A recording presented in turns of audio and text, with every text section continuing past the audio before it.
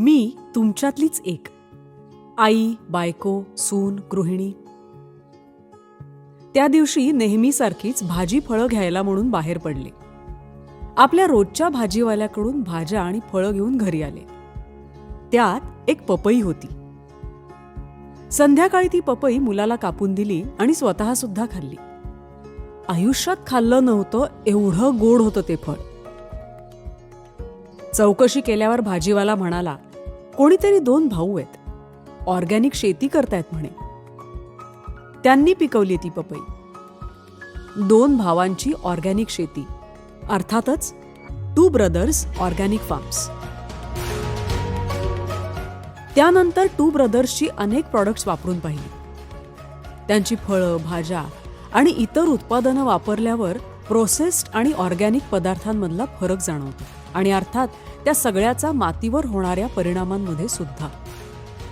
तो फरक सुद्धा या 2 भावांनीच समजून सांगितला, थेट आमच्या आर्यनच्या शाळेत येऊन.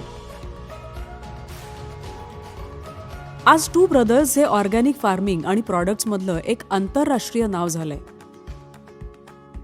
55 देशांमध्ये डायरेक्ट कस्टमर्स असलेली ही कंपनी महाराष्ट्रातल्या 2 मराठी भावांची आहे, हे पाहून खरंच अभिमान वाटतो. पण मला जास्त समाधान या गोष्टीचं वाटतं की ऑर्गॅनिक पद्धतीने शेती करून, उत्तम दर्जाचे उत्पादन करून भविष्यातील पिढ्यांसाठी मातीचं सत्व जपतायत हे 2 भाऊ. काही दिवसांपूर्वी आर्यनने मला प्रश्न विचारला, ज्याचं उत्तर काही मला देता आलं नाही. आज मार्केटमध्ये एवढे ऑर्गॅनिक प्रॉडक्ट्स आहेत, आपण यांचंच प्रॉडक्ट का वापरतो? असं काय वेगळं आहे यामध्ये?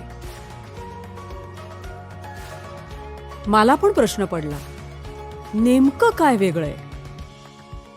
दर्जा, पॅकेजिंग, मार्केटिंग की आणखी काही?